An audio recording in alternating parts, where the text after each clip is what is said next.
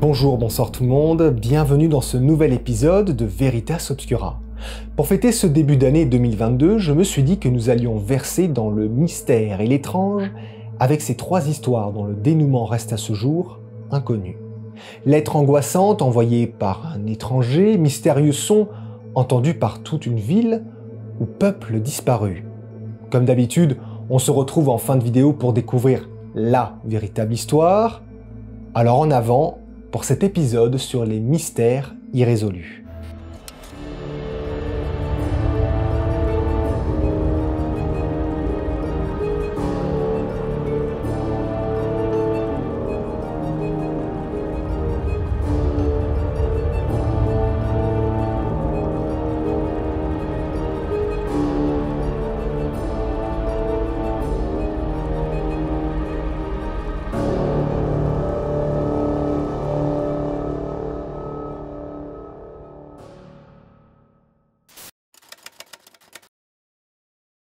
Il est 22h35 à Eagle Lake, une petite ville du comté d'Aroostook dans le Maine aux États-Unis, quand transperce le brouillard épais un son très étrange. Certains y reconnaissent le bruit d'une sirène de bateau, d'autres espèrent tout simplement une explication logique et vérifiable, quand une minorité, enfin, y voit l'appel des trompettes de l'apocalypse. Quelles que soient les théories qui essayent d'expliquer cet étrange son, la réponse des scientifiques n'est pas assez satisfaisante. Le port le plus proche, en effet, se trouve à Portland, plus de 300 km au sud.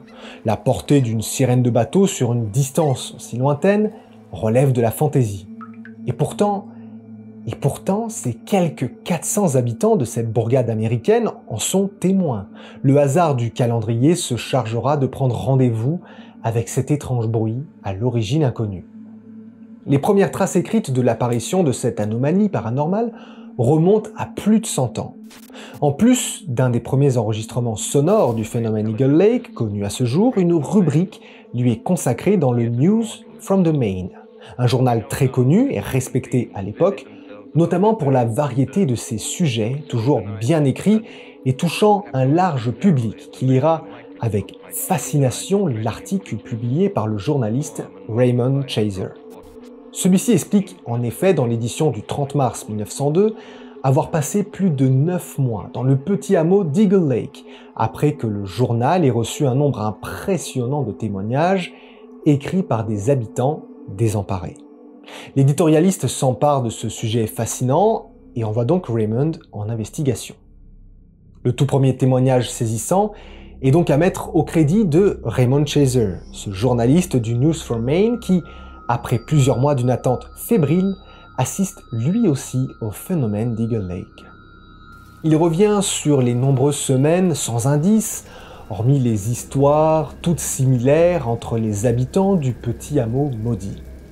Il semblerait donc que le jour fatidique du 23 mars 1902, l'atmosphère de la ville, lourde et poisseuse, une condition d'apparition probable du phénomène sonore selon Raymond, le pousse à sortir son phonographe, à l'affût du moindre son suspect. Aux alentours de 19h, toujours selon lui, le vent fait place à une fine pluie de fin d'hiver. Et là, parmi les battements irréguliers des gouttes qui tombent sur les pavés de la route, un bourdonnement grave, un râle sinistre s'élève et traverse le ciel opaque. Notre journaliste a pu constater de ses yeux vus, mais surtout de son ouïe, l'incroyable phénomène d'Eagle Lake. Plus étrange encore, Winterville, une petite bourgade à moins de 5 km de là, n'a jamais recensé à l'époque, ou de nos jours d'ailleurs, pareil phénomène. Bien évidemment, de nombreux scientifiques sont venus étudier ce cas très étrange à nombreuses reprises durant des décennies, sans jamais trouver de réponse satisfaisante, tout du moins assez satisfaisante pour le public adepte d'histoires paranormales.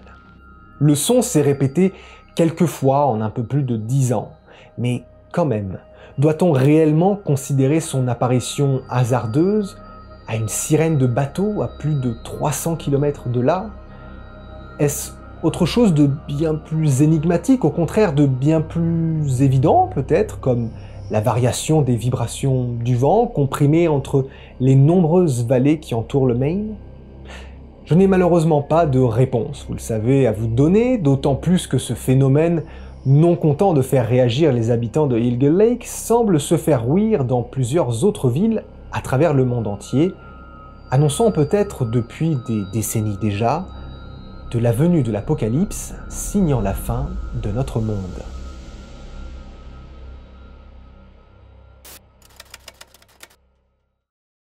Nous sommes en 1976, à Circleville, dans l'Ohio, une petite ville tranquille, simple et sécuritaire, le genre de ville dans laquelle tout le monde se connaît, pas d'histoire rocambolesque ou de tueurs en série, et pourtant, dès l'année 1976, les choses vont prendre une tournure bien plus étrange et angoissante.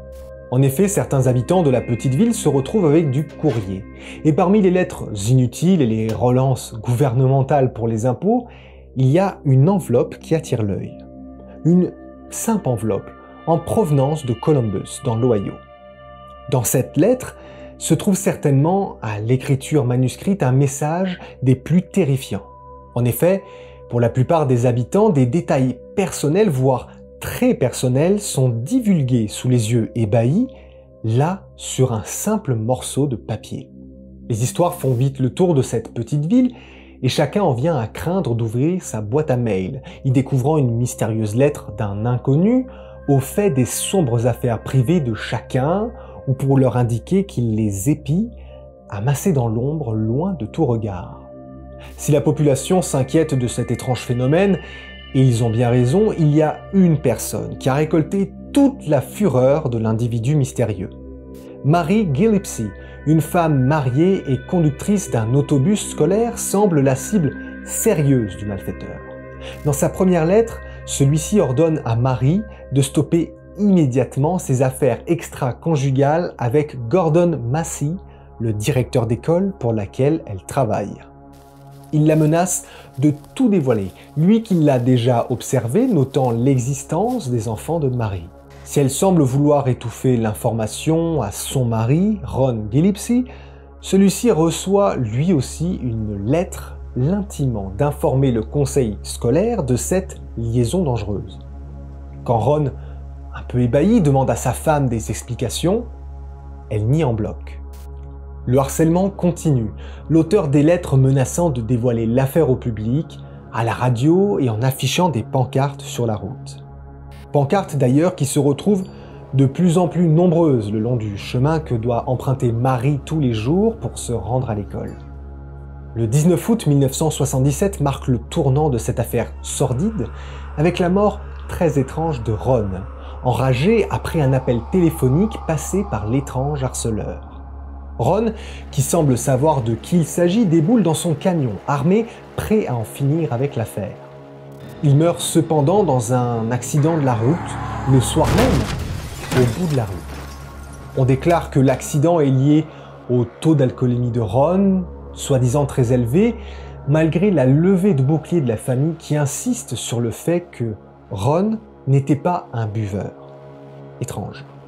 D'autant plus étrange que de nouvelles lettres abreuvent les boîtes aux lettres des habitants, dont leur contenu condamne le shérif de la ville qui aurait intentionnellement bâclé son rapport sur l'accident de Ron, accident qui ne serait pas du tout accidentel.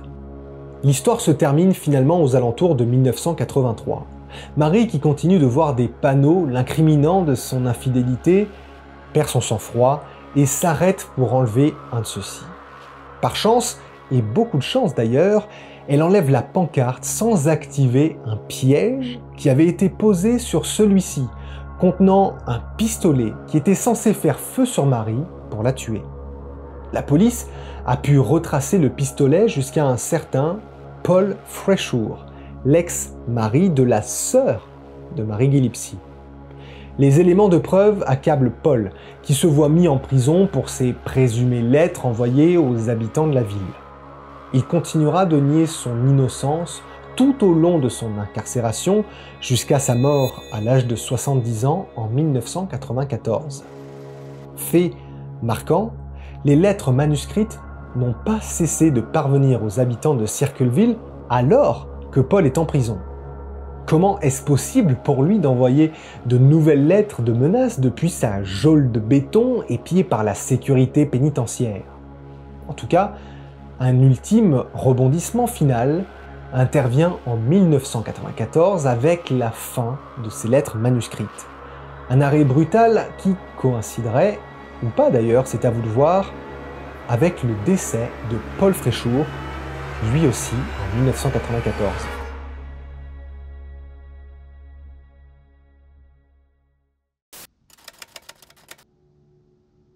Pour cette dernière histoire, rendons-nous à Norden, un petit village côtier en Allemagne.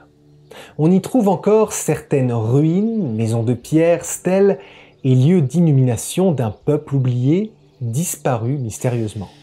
Les Norden n'ont marqué l'histoire qu'au travers les récits, appelés sagas, par les peuples nordiques, les Vikings, qui ont eu la chance de côtoyer cette population, il semblerait très avancée. Archéologues et historiens se cassent la tête depuis de nombreuses décennies à la recherche de la moindre trace, du moindre événement qui pourrait avoir causé la fuite ou la mort précipitée du peuple Norden. Remontons le temps un petit instant pour les découvrir. Nous sommes dans les années 800 environ, date à laquelle le plus de contenu historique leur est consacré. Ce peuple, anciennement proto-germanique, vit de la pêche et de l'artisanat du métal, réputé pour leurs forges et forgerons, desquels sont créés des épées, mais aussi des fers à cheval, des pièces de monnaie, des plaques de renforcement souvent installées sur les bateaux, et bien d'autres outils qui font des Norden une entité singulière dans un paysage moyenâgeux un peu moins avancé. Ils sont notamment connus pour leurs connaissances astronomiques, appliquées à la navigation, et seraient les premiers à avoir cartographié leur route commerciale, échangeant avec les peuples proto-germaniques de l'actuelle Norvège jusqu'en Asturie, l'actuel Portugal, aux frontières de la Méditerranée. De nos jours, il nous arrive à penser que ce sont les Vikings qui, les premiers, se seraient aventurés loin de chez eux. Pourtant, à cette époque-là, ce sont bien les fiers Norden qui commercent très souvent avec les peuples de Franquie et Asturiens, après de longues semaines de voyage. À cette époque-là, les Vikings, eux, ne se cantonnent qu'à la mer germanique pour leur raid, l'actuelle mer du Nord. Bien plus incroyable encore que leur capacité maritime, ils possèdent un système économique viable et non basé sur le troc, encore la norme dans la plupart des régions européennes. Si leurs échanges commerciaux se faisaient avec le troc jusqu'à présent, il semblerait que quelques régions, notamment le nord de la France, aient décidé d'embarquer le pas et de rejoindre le système monétaire de leur allié maritime, instaurant ce système Norden dans le but de faciliter les échanges commerciaux. Bref, vous l'aurez compris, ce peuple est très avancé dans son histoire. Peut-être était-ce même une région très puissante au IXe siècle, et toutes ces découvertes faites pendant les fouilles de 1850 par Wilhelm Strauss nous confortent dans cette idée-là. Oui, mais voilà, comment un peuple d'apparence si puissant, ou tout du moins si avancé, a pu disparaître, comme ça, d'un coup de vent de la surface de la planète? Si l'on sait à présent que les Mayas ont disparu rapidement, et ce ne sont pas les seuls, anéantis en quelques décennies par une sécheresse extrême et la déforestation massive pour l'époque, qu'est-il advenu d'un peuple proche d'une nourriture abondante, la pêche, en contact constant avec des peuples différents pour les échanges commerciaux? Si l'archéologie ne nous apporte pas plus de réponses, nous savons ceci. Les sépultures Norden et les fosses communes se sont mystérieusement raréfiées, puis totalement arrêtées aux alentours de l'an 900. Les traces de l'exploitation côtière ne donnent pas plus d'indices, et il faut retrouver certaines stèles runiques, témoignant les sagas des Normands, les Vikings donc, pour avoir un potentiel aperçu de ce qui se serait passé. Plusieurs des stèles trouvées dans l'actuel Viborg au Danemark évoquent une catastrophe qui aurait pu frapper les Norden, considérés comme les voisins du Sud. En voici donc quelques extraits. Puissante tempête solaire embrase le ciel de teinte rouge. Odin en colère contre les voisins du Sud. Soleil se masque la journée durant et hiver glacial s'ensuit. Une deuxième stèle évoque là aussi les Norden, en voici une traduction approximative. Récolte ruinée par la colère d'Odin, le soleil réclame ses offrandes. Voyage vers Terre du Sud, par 2 coups inhabités, fin du règne marchand des pêcheurs argentés. Voilà en substance les récits énigmatiques de nos célèbres vikings clamant la survenue de ce qui semble être une éclipse, associée dans leur croyance à une punition divine par Odin.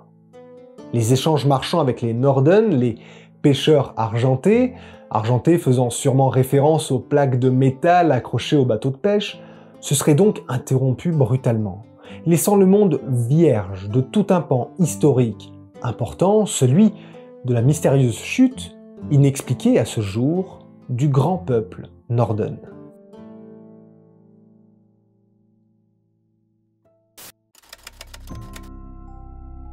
Et voici donc les amis venir la fin de ce nouvel épisode de Veritas Obscura.